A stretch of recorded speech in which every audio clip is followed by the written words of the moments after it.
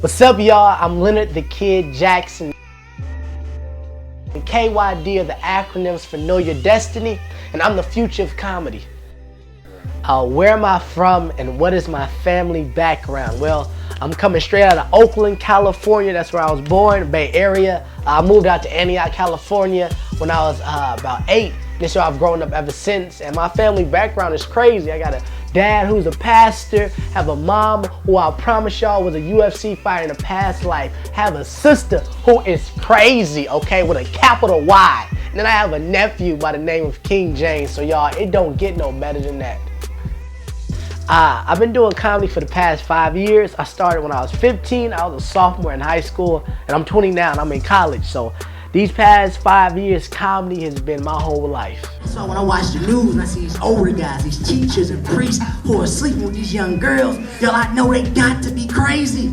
Cause heck, I don't even want a girl my age, okay? I will take a Maxine over a Dijonay any day, okay?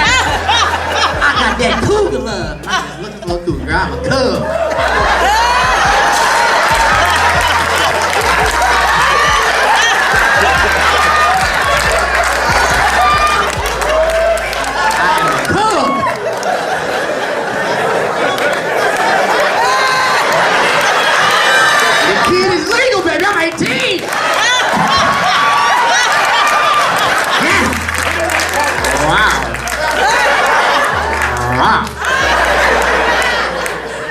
What got me started in comedy at such a young age? I think it was the fact that my parents was like, if you don't know what you're gonna be in life by the time you 18, it is over for you. You about to be in the world just hopeless, okay? That's what got me started. Such a young age, all right, people. No, this is what it was. I was going to performing arts school, studying music, and then my mom, she just told me she told me to try out comedy, and I did that, and ever since then I've been rocking with it. How did I get into business, being that I was only a teenager? Well, this is what it was. I was snuck into this trade system as a young boy. They would put me in these crates and I would open up and I'd be at these comedy clubs and they would prod me on stage. One of those cow prod, they'd be like, get out there and tell some jokes, boy. Nah, this is what it was, okay? I was introduced to my manager, Rick Sullivan, who helped develop my comedy and who's developed other names such as Cat Williams and Lunel. My dad introduced me to him. And ever since then, me and him have made a bond, and that's my manager to this day, and we've been rocking. And that's how I've been able to get into comedy. Now, y'all, I'm 18 and my hormones out of control.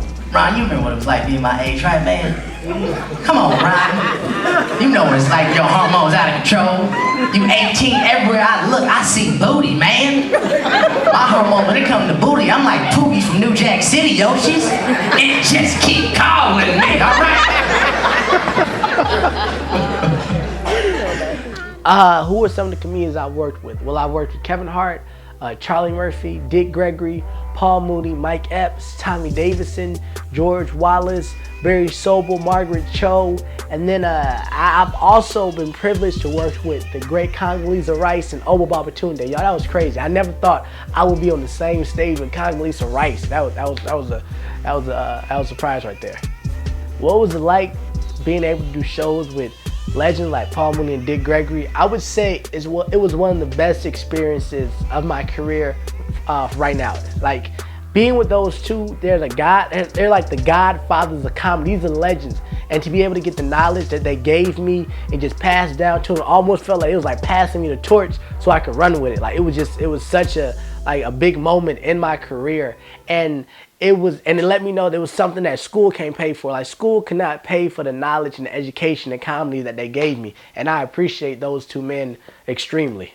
Before I get out of here, y'all make some noise for y'all headline, Mr. Paul Mooney, y'all. Let him know y'all are here.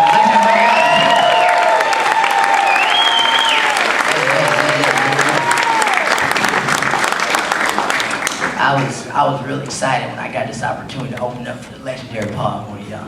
It's a blessing. I know none of this would be possible without God. I know this, okay, y'all? And when I thank you. And I was excited because I was like, Ron, I gotta ask Paul what he think about the condition of Hollywood. Because please clap if you know Paul Mooney keeps it real. Am I right, y'all?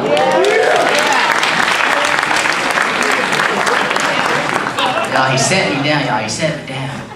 He got raw. He looked at me and was like, brother. Homie, brother. White people in Hollywood have lost their minds, okay? I know I can't make this up. It's true, Yoshi. It's true. What's the white boy name? The one that sings. The one that dresses like Beetlejuice. Robin Thicke. Yes, him. He had that nappy-headed white girl dancing on him. What was her name? Hannah Montana. Now she'll be called Miley Cyrus. Who the hell is Miley Cyrus, y'all?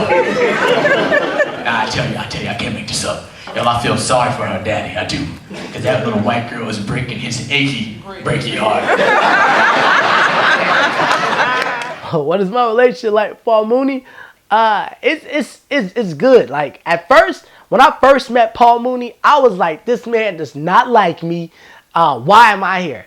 The second time I met Paul Mooney, it was at Yoshi's at one of Charlie Murphy's shows. And he comes, and I'm sitting, and I'm coming backstage, and there's Paul Mooney sitting in his chair, and all these people are around him, and he's talking to people, and he's just, people like talking to Paul Mooney, and he's like this great auras around him. And he looks at me, and he goes, brother, how old are you? I was like, I'm 18. He's like, are you a comedian? I was like, yes. He was like, that boy knows what he wants in life. And this other dude was right beside me. He was like, brother, how old are you? He was like, I'm 35. He's like, you a comedian? Dude was like, well, I kind of am. I'm just starting. Paul Mooney like cut him off. He was like, go home. You're not going to make it. I was stuck, okay? I was glad he didn't say it to me first off. And then second of all, I was like, man, I feel sorry for that guy. That's how brutally honest Paul is. Like, Paul gets in you, okay? Like, after that, the guy like left the room. I don't know where he is to this day. I don't know if he like drove off the cliff. He just wasn't there no more. Ain't nobody heard from that boy since. But after everybody left the room, Paul Mooney sat me down. He just started talking to me. Talked to me for like a good hour or so. He just really just like poured into me. Just gave me the ins and outs of this industry, and just really during that whole hour, he gave me knowledge that I had never known. And now every time he comes to town, I'm able to perform with him. We have a great relationship now, and he pays me. What more could I ask? They tell you, they look at you, they say, if you have girls, you rule the world. If you have an absent nigga, get back. I can't make this up, y'all. Oh, Lord. Being that I'm under 21 and I'm performing these clubs where like alcohol is served, it is a crazy experience, okay? While people getting turned up on bottles, I'm sitting there with the bottle, okay? I'm sitting there, to them I'm a baby. I'm just a cub in a den full of grown lions eating antelope and turning up. Like, they're like, why is this cub here? He ain't one of us. He can't even rile right now, okay? But it is a great experience because I've learned how to cater my material to those crowds. Like, I go in guns blazing, like it's just that. Like, nothing can phase me with these adults now. Like, I go in and I'm ready for it all. It was at first I was kind of shaky. All right, I was like, these are my teachers. Like, they old enough to be my mama and daddy. Now I go in like, yeah, you old enough to be my mama and daddy, but you not, because I left them at home. Let's ride. What's the most memorable moment I've had at a comedy show? Okay, one will be when I was able to rap with Charlie Murphy, y'all, at a club. It was like 12 in the morning, and ASAP Rocky Problems came on, and Charlie Murphy lost it. He was like, yeah, he's like, I love that, man, this is my problem. Yeah, like, I got a problem. And I just hopped right in. I was like, yeah, it's the finale. My pep turned to a pep rally. And me and him were just going back and forth. And I was like, yo, this is crazy. I'm here rapping with Charlie Murphy. And then my second most memorable moment at a comedy show would be when I was left for Suge Knight outside the comedy club. Okay, like, I get off stage and everybody like, oh my God. I did a Cat Williams impression that night. I was like, players and pimps this evening. Then my Cat Williams. And all of a sudden people was like, oh my God, did you know Cat is here? And I was like, no. And then I walked out of the club. My manager, he was like, hey, talking to Cat. And all of a sudden Suge Knight is there. And he just walks off and leaves me with Suge Knight. Like, Suge Knight is the best babysitter in the world. Like, Suge Knight is the one you should leave an underage person with. Like, Suge Knight is the one that everybody else who's ever been in Suge Knight's care has been perfectly fine and has lived happily ever after life. No, I was scared. But Suge Knight, he was cool. Poured into me, talked to me. He gave me he encouraged me. He's like, keep it up. I like you. You do it. Do your thing. And after that, Suge Knight, he was pretty chill. Suge, if you watching this, big ups to you. He had a baby with him, so I hope the baby's doing okay right now. All right, he had baby and Similac with him. I was like, only Suge would have a baby and Similac with him.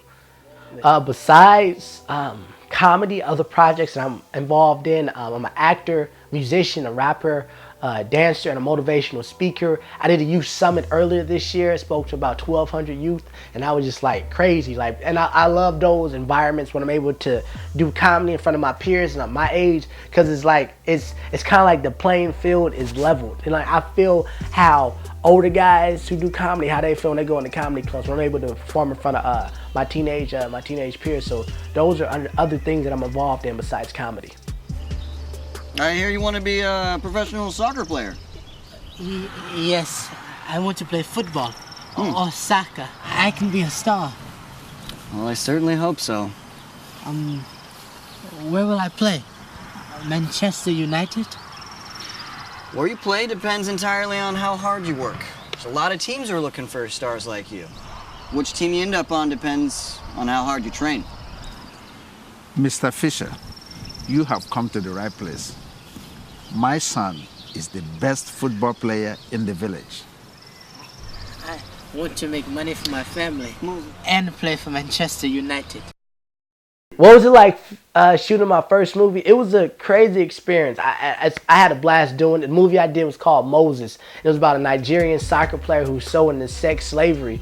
And it's something that's happening right now in these countries, in these third world countries that people don't even hear about. And it happens right in our backyard, where these people are taking young boys and they're bringing them over to America, and they're paying for them. They're selling the sex slaves. And that was my whole character. And I really just got into it. I had shaved off all my hair for the role. I think one of the coolest experiences doing the movie, I was in the rain, pouring down rain, just in a shirt and shorts, and they had machetes out, and it was crazy. Matter of fact, you should go see the movie yourself. I would tell you more, but I want you to go see my first movie, Moses, okay? My other talent besides acting and comedy, I'm a great ventriloquist. I've been working on my ventriloquism. All right, I got a puppet at home named Day Day, and me, I sit him on my lap and he talks. And I'm working on my ventriloquist. No, I'm joking, y'all. I'm not. Don't come to my comedy show expecting me to have no puppet. All right, that was a joke. My other talents, I play the guitar, harmonica, drums, piano, ukulele. I'm a dancer. I rap. And I'm a motivational speaker, so those are my other things. And I'm an after-school program coordinator. I work with youth, so those are my other things I do besides comedy.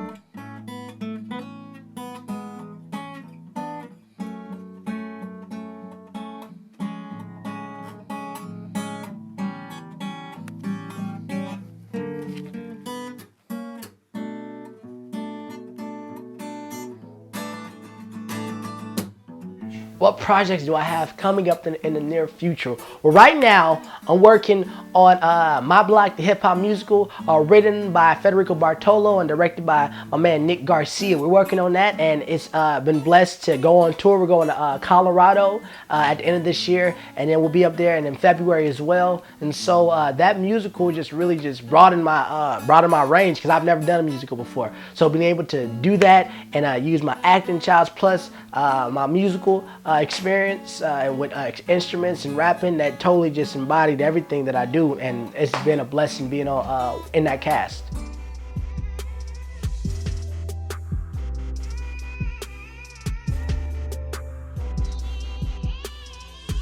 Long-term goals. Well, my long-term goal right now is to take over the world, all right? Be the next president, all right? Have everybody saying, "Kid, we love you," Monday through Sunday, and be married to Oprah Winfrey. Bam! Long-term goal. Done. No, it's a long-term goal, y'all. My long-term goal is to have that Tyler Perry, Oprah Winfrey experience, y'all. I want to have my own company. I want KYD, Know Your Destiny, which I am, to be a brand, I want to be a mogul, and a long-term goal. Oscars, Grammys, you name it, I have it, okay? I want to really just use my talents to my best of my ability and be able to work with greats, that the ones that I look up to. With short-term goal, Saturday Night Live, y'all. I will be on Saturday Night Live. That's my short-term goal. All right, it's gonna happen. I'm the next castmate of Saturday Night Live, and you guys will see me on there soon.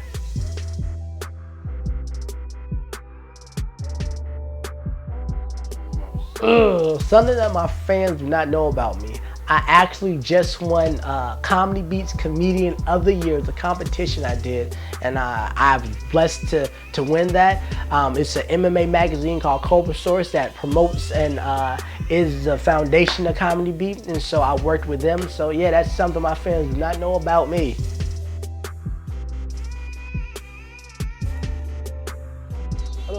Well, you guys, that's it with your one and only Leonard the KYD Jackson. If you're interested in my movie, please go to my website, www.thekyd.com, and that's where you can see more information about me, upcoming shows, upcoming plays, events, and you can also watch my movie Moses, directed by Mr. Azuma Okoro, okay, y'all? It's a great movie. I want you to go see it. But if you want to keep in touch with me, I will gladly love to keep in touch with you. Follow me on the IG, the Instagram, at The Hip Kid, y'all. That's THEHIPKYD. And now I will say BYE, and I'll talk to y'all later.